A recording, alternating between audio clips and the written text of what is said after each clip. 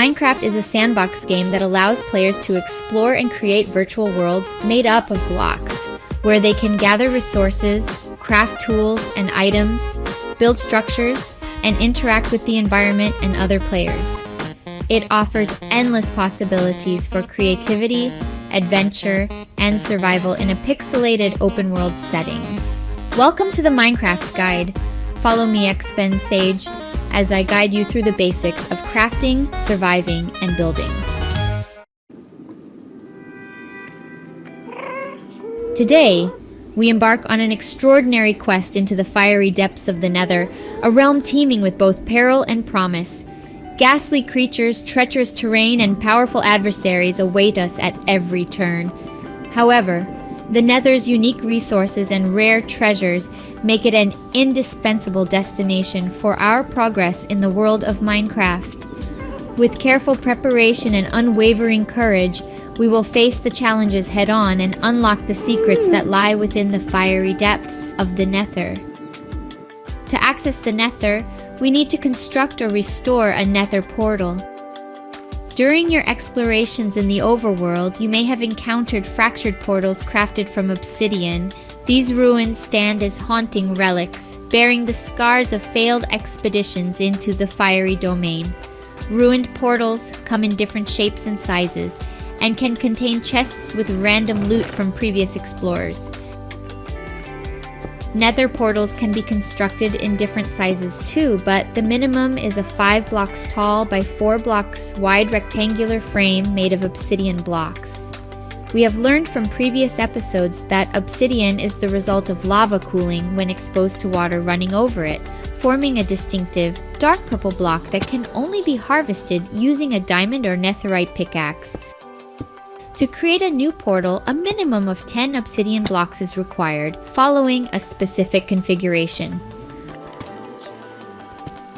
While the corners of the portal don't necessarily need obsidian blocks, adding 4 more can enhance its aesthetic appeal. The crying obsidian found within the ruined portal frames cannot be utilized to construct a functional portal. The maximum size for a Nether portal frame is 23 by 23, but unless you intend to transport something as large as a hot air balloon across dimensions, there are no advantages to using a frame larger than the basic 5 by 4 dimensions. Once your portal is constructed, you can activate it by igniting the inner ring using a flint and steel. Upon stepping inside, you will embark on a perilous journey, braving the dangers that await those who dare to traverse this fiery realm. Before venturing into the Nether, there are a few considerations to keep in mind. First, it's important to understand that the Nether is an inhospitable realm filled with fire and lava. Lava flows farther and faster in the Nether, much like how water behaves in the overworld, but scorching everything on its path. Therefore, it's advisable not to carry an excessive amount of valuable items, as a single misstep could result in irretrievable losses, especially to lava. Second, bring fire-resistant blocks such as cobblestone. These blocks will prove invaluable for towering and bridging over treacherous rivers of molten lava. Third, ensuring an ample food supply is essential. The Nether poses significant challenges when it comes to obtaining sustenance, especially in desolate and lifeless regions. Next, wear at least a single piece of golden armor, such as a pair of leggings. This will help mitigate hostility from certain indigenous entities within the Nether, as they're particularly averse to engaging with players adorned in gold. Lastly, if you have constructed your portal in proximity to your base, it's advisable to enclose or secure it properly. Inhabitants from the Nether have the potential to cross over and cause disruptions on the other side. A useful trick is to lay down rails in front of the Nether portal frame. Mobs generally avoid walking over rails and will typically remain within the portal unless they are forcefully pushed out by other entities. Once you're ready, step into the portal and wait for the Nether dimension to come into view. Check your surroundings for immediate dangers like a high cliff or lava flowing above your head. Upon arrival in the Nether, you will find yourself immersed within one of the 5 distinct Nether biomes, each possessing its own unique characteristics and challenges. Take a moment to acquaint yourself with the unfamiliar landscape and note your coordinates before stepping any further. The most prevalent and frequently encountered biome is the Nether Wastes. This desolate expanse is primarily characterized by the brittle and desaturated red stone known as netherrack. Scattered across the upper reaches of the biome, clusters of glowstone provide a feeble but essential source of illumination amidst the dimly lit nether. Within the Nether Wastes, the most common inhabitants you'll come across are zombified piglins, the Nether counterparts of the overworld zombies. Unlike their cousins, zombified piglins exhibit a neutral disposition and refrain from attacking unless provoked. However, caution is essential, for if you inadvertently harm one of them, even by accident, all nearby zombified piglins will aggressively converge upon you with their golden swords. Their attacks are forceful and can deal significant damage. Slain zombified piglins have the potential to drop rotten flesh, gold nuggets, gold ingots, or even their own weapons. Considering the single-minded nature of zombified piglins, it is best to refrain from engaging them unless you intend to farm them specifically for gold. Otherwise, it is best to maintain a respectful distance to avoid unnecessary conflicts. There are ways to safely farm zombified piglins for gold, but is beyond the coverage of this survival guide. The bottom and top of the Nether is sealed by bedrock, but there are glitches and techniques to get on top of the Nether, and even break the bedrock itself. This will not be covered in the basic guide because innovative and better ways of breaking past the bedrock ceiling will certainly be discovered over time. As mentioned earlier, before leaving the first biome you stepped in, it is important to determine and save the location of your portal because it's easy to get lost in the strange Nether landscape. You should also surround your Nether portal with blast-resistant blocks like cobblestone because gas fireballs can easily break your portal and potentially trap you in the Nether. As you start your journey, leave breadcrumb trails using blocks not native to the Nether. Using cheap cobblestone would be a good choice as it suitably contrasts itself against the dim color palettes of the surrounding. You can also build 2 block-high cobblestone pillars and place a torch against one side in the direction to follow once you need to backtrack to your portal. Second biome you can spawn on in the Nether is the Soul Sand Valley, which, as the name suggests, is covered in soul sand and soul soil, 2 similar brown-colored blocks with different functions. Traversing through this biome becomes more difficult because the souls trapped in the terrain significantly slow down walking and running speed. You can equip your boots with a soul speed enchantment to negate this unwanted effect, but you'll have to trade with piglins or steal it from a bastion remnant chest to get one. The air in Soul Sand Valleys is thick with gray ash particles and cyan-colored fog. White bone blocks resembling fossils of past giants dot the dark landscape of this dry, barren biome. The most common mobs you'll encounter here include regular skeletons, the ghast, and the strider. Regular skeletons behave exactly like in the overworld, but are more dangerous to deal with if you can't run or walk fast enough on soul sand to dodge their arrows. I hope you have your trusty bow and shield ready if you end up in this biome. Ghasts are large floating mobs that shoot fireballs and punch craters on the Nether terrain. These fireballs not only lit the ground on fire, but also destroys brittle blocks in the explosions. Be extra careful with the turquoise-colored soul fires of the Nether as they deal more damage than regular fire. Ghasts cry and moan to announce their presence, and they can disable your portals or put you on fire. Ghasts are best defeated using ranged weapons like bows, and they can drop gunpowder or rarely, a ghasteer a valuable alchemy ingredient.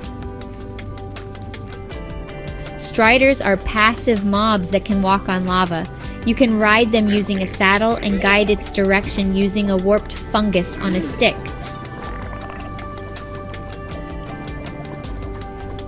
Don't forget to unmount only on solid terrain and not over lava. Third biome to visit is the red-colored Crimson Forest, with its floor covered in crimson nylium and large tree-like crimson fungi.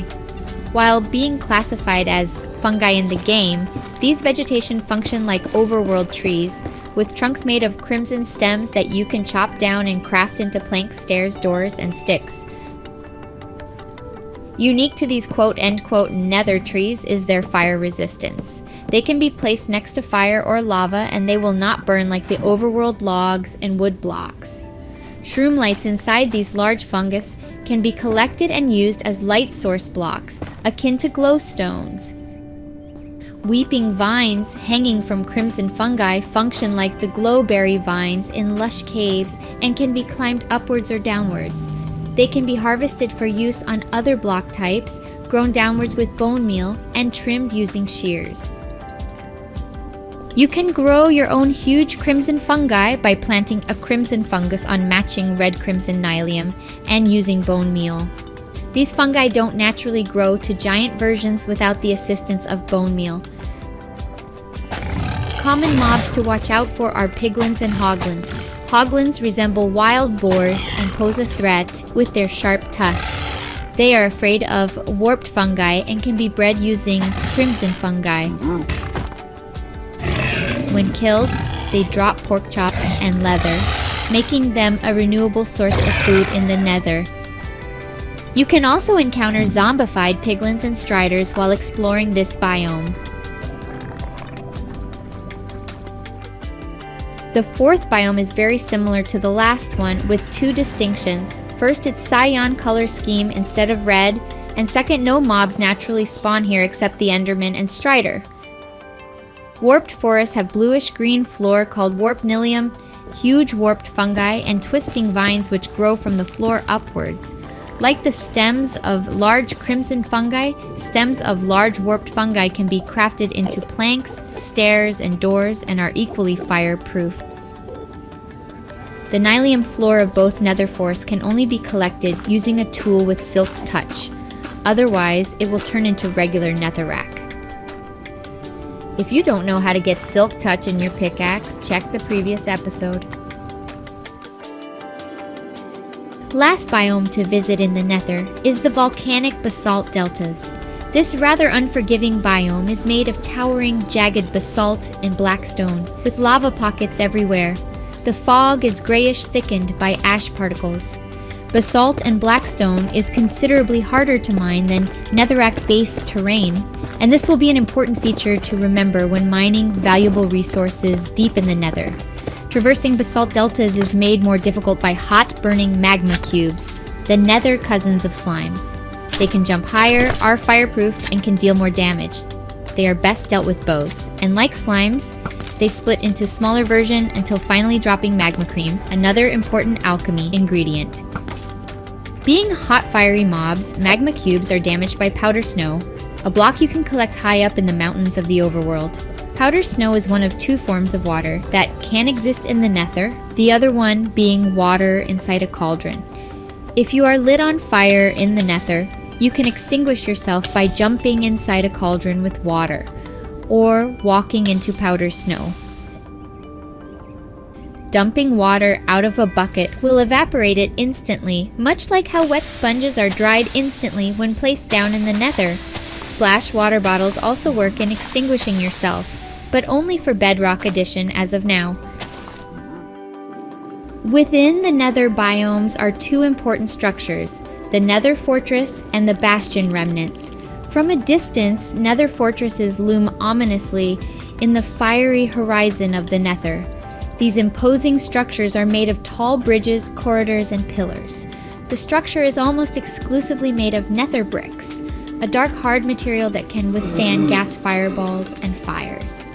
The Nether Fortress has two areas, open exterior bridges and enclosed corridors, where you can find random loot chests with unique items such as horse armor. While these structures are large and can generate in all biomes, they can sometimes be hard to locate. They can also generate inside netherrack with pillars jutting out.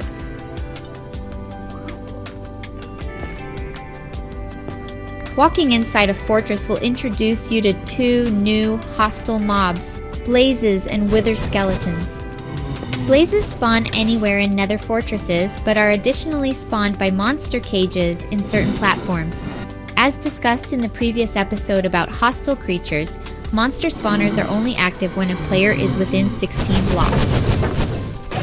Blazes float in midair, wreathed in swirling flames, and attack with fireballs in rapid successions. They will not intentionally come near you, but if you come close to them, their intense heat will hurt you.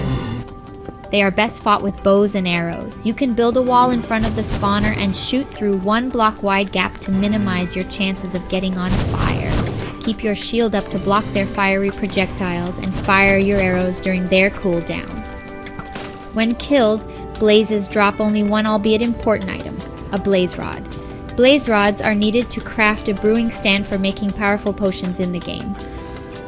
Blaze rods are also key to finding and unlocking the portal to the end dimension, being the other ingredient together with ender pearls to create the Eyes of Ender. Zombified piglins, regular skeletons, and magma cubes also spawn in nether fortresses, but are less desirable foes compared to the wither skeleton. Wither skeletons are taller, darker, and much scarier cousins of regular skeletons who wield stone swords instead of bows. Standing at 3 blocks tall, they are unable to follow you under 2 block tall ceilings, offering some respite from their pursuit. What they lack in weapon reach is compensated by their special attack. A successful strike from a wither skeleton inflicts the dreaded wither effect, a perilous and frustrating status that darkens your hearts, leaving you unaware of your remaining health. The wither effect slowly drains your health for 10 seconds, putting you at risk of dying if you fail to heal in time. Though wither skeletons drop bones, charcoal, and stone swords, it is their elusive skulls that make hunting them a risky yet worthy endeavor. What you can do with their skulls is a subject of a separate guide. Before exiting the nether fortress, you should find the garden which houses the nether wart fungi. Nether warts only grow on soul sand and is necessary to unlock the powers of alchemy. The guide on alchemy is a lengthy one and will be discussed in another episode. While you're at it, gather the soul sand as well so that you can cultivate these nether warts back in your base. Aside from providing a special fertile soil, soul sand has an unrelated yet useful functionality in other dimensions. When placed at the bottom of a column of water source blocks, soul sand will create bubble columns and propel any item or entity upwards.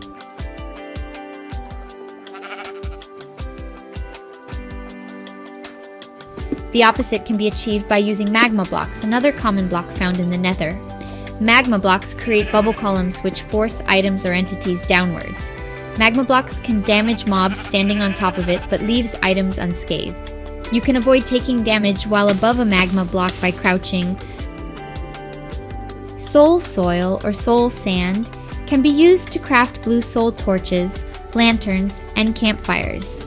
These nether-based fires deal more damage than regular fires and campfires, but they emit slightly weaker light than their regular counterparts. Consequently, these blue-colored light sources do not melt ice or snow, perfect for your snowy builds. The second structure to visit is the Bastion Remnant. These are large fortified structures of a bygone era, showcasing the grandeur and decay of a once glorious civilization. They are made mostly of blackstone variants and have different sections such as bridges, stables, housing units, and treasure rooms. When you visit a Bastion Remnant, you'll immediately notice its damaged state with holes on the floors waiting for you to fall through any moment. The real dangers, though, lie within the walls of this castle's piglins and piglin brutes with their hoglins. Piglins are hostile to players unless they're wearing at least one armor piece made of gold. Piglins can also be aggressive towards you if you do any of the following: mine or break blocks made of gold like nether gold or in gilded black stone, attack a piglin or piglin brute, and open a storage block like chests, barrels, ender chests, and shulker boxes, even if it belongs to you. They will use their crossbows or swords to attack, and will remain enraged for a short while.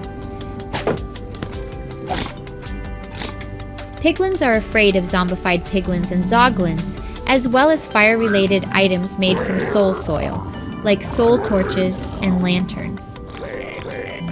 Piglins have a trading mechanic called bartering, wherein you give them 1 gold ingot, either by dropping it on the floor or directly right-clicking on them, and they will drop back items towards you after thoroughly inspecting the gold ingot. Here is the long list of items you can receive from them. Most notable are soul speed, enchanted books or boots, ender pearls, obsidian and crying obsidian, and spectral arrows. Unlike villagers with lockout periods for restocking, piglins can barter with you indefinitely. There are bartering redstone contraptions made for this mechanic, and you can find them with a simple YouTube search. A stronger and meaner piglin variant is the piglin brute. They do not barter, are not distracted by gold, and will instantaneously charge you with their axes. They don't even care to dance with regular piglins after a successful hoglin hunt. Piglin brutes hit very hard, being the 3rd strongest mob in terms of melee damage, tied with vindicators. Piglins and piglin brutes are best taken out with a ranged weapon. If you are being pursued by piglin brutes, you can place down a boat and it will capture 2 brutes per boat for you. Some bastion remnants have magma cube monster cages that continuously spawn jumping fiery mobs to discourage you from taking anything from the bastion remnant. Despite facing strong resistance, looting a bastion remnant can yield rewards exclusive to this structure. This includes the pigstep music disc, the snout pattern, and the netherite upgrade smithing template, the very item you need to upgrade diamond tools, weapons, and armors to netherite versions. At this point, you've probably died once or twice whilst gathering wither skulls, crossing lava lakes, and looting bastion remnants. I know you're now very excited to get your hands on the unique building and crafting materials from the scorching nether landscape, but that will have to wait for a while. Join me again in the next episode as we unearth precious materials deep below the molten lava pools of the nether in search for the missing ingredient for our netherite upgrade kits. I am Expensage. Don't swim in lava, please.